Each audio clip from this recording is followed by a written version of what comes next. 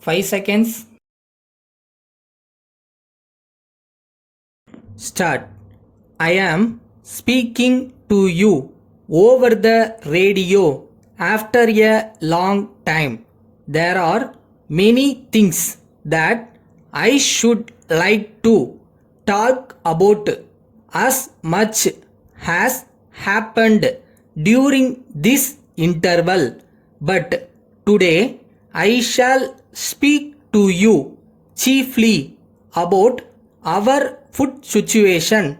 I should have preferred to do so after 1 or 2 weeks, when perhaps I could have given you more facts.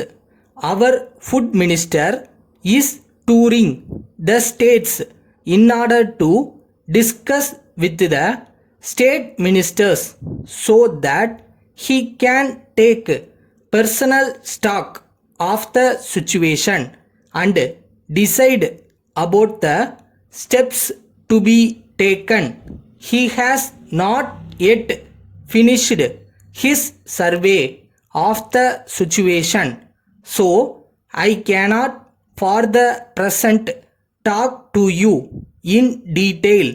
However, since I had fixed tonight for my broadcast, I kept to it.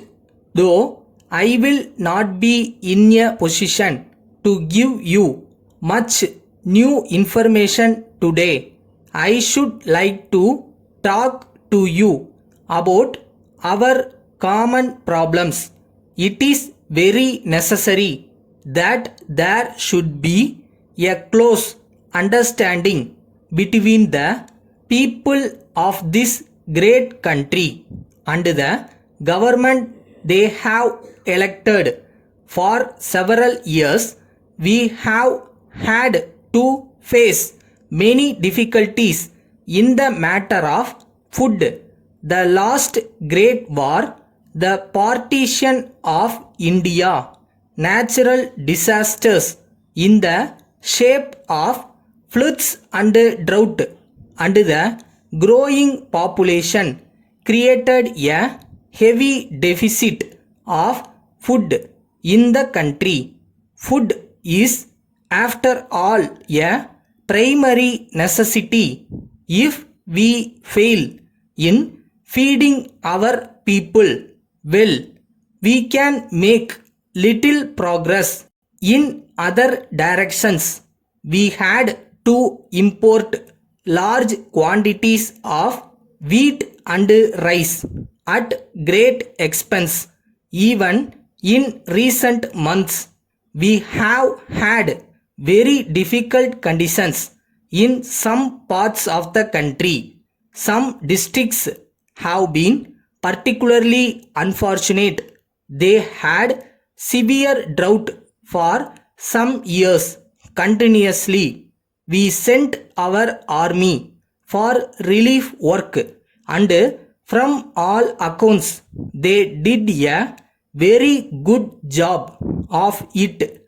Indeed, steps are being taken to reduce the prices of wheat and rice all over the country. This is the background of the food situation, and it seems to be satisfactory, but we cannot afford to relax our vigilance. We have always to be prepared to meet any contingency. We have often been criticized for having a policy of controls, but we are convinced that any relaxation at this stage will certainly involve great risks. So we dare not risk another rise in prices, because it will bring in misfortune. Letter from Indian Overseas Bank, 31 Loose Church Road, Madras, to Messrs. Geeta Agencies Limited, 20 Rayapeta High Road, Madras. Dear sirs, we have received your letter dated the 7th instant, in which you have complained that your check dated the 3rd October 1981 for rupees 900 in favor of Mr. Kumar was refused payment by us and returned to you unpaid with the usual endorsement.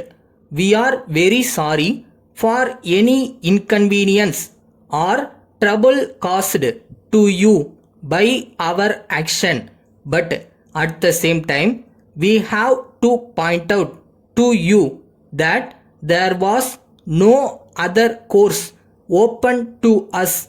The check was dated 3 days prior to its presentation, so it was possible for you to make a request to us for a temporary arrangement by way of a small overdraft.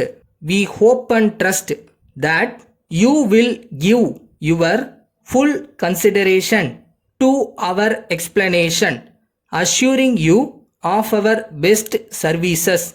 Yours faithfully,